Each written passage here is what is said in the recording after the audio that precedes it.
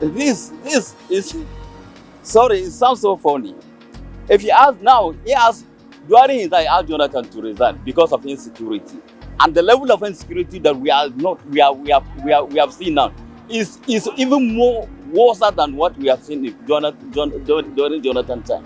So if you ask Jonathan to resign because of insecurity, he is the one that's supposed to resign, not Jonathan either. Anyway, I wouldn't want to delve into this because that was a long time ago. That was 2015, if I remember. And unfortunately, we are even worse than what we were then. So I don't know. I can't even really get meaningful thing out of this. What I will answer is that the insecurity we have as at then is not comparing what we are having now. People are sleeping with one eye. They don't sleep well. Even that time we are sleeping well when it was done. But left with me, what happened at that time is just a minor issue. But now things is getting from bad to worse.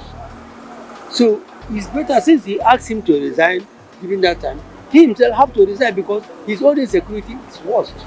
You know, that was the political things. I said so.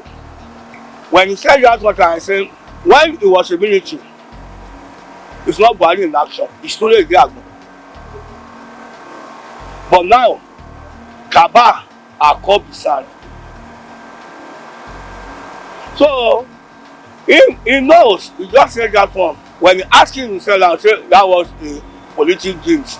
We are asking this. Well, I think what is happening now is a good lesson for all of us, because when Buhari was coming into power, he was saying also things about fighting terrorism, about doing this and that. And when it comes in, the issue of Boko Haram would be a thing of the past. But we've seen that has not happened. I think I'm saying even it's worse than what it was in 2013, 15 before he came in. So ordinarily, it's even Buhari himself that should resign, because when you as a leader is not being able to do what you're supposed to do to protect your citizens, it's incumbent on you to resign, you surrender. Yes, I think going by what is going on now, during the time of Jonathan, the insecurity wasn't much. It was controlled beyond reasonable doubts. People were freely traveling to the northeast, including the north central, and all over parts of the country. Insecurity, Buhari asks Jonathan to resign.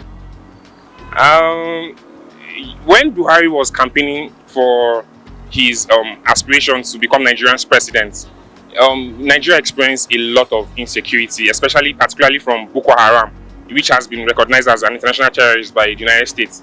And part of his campaign promise was that when he gets to become the president, he's going to ensure that he stops Boko Haram from operating. He's going to make sure that Boko Haram is non-existent, and he's going to make sure that Nigeria is a peaceful state, such that everyone can live in peace, carry out their businesses without any form of hindrance.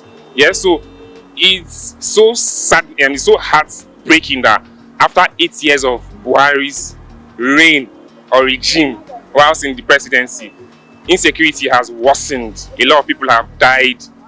A lot of people can no longer go to their communities, especially from Benue, the food basket of the nation. There's a lot of inflation.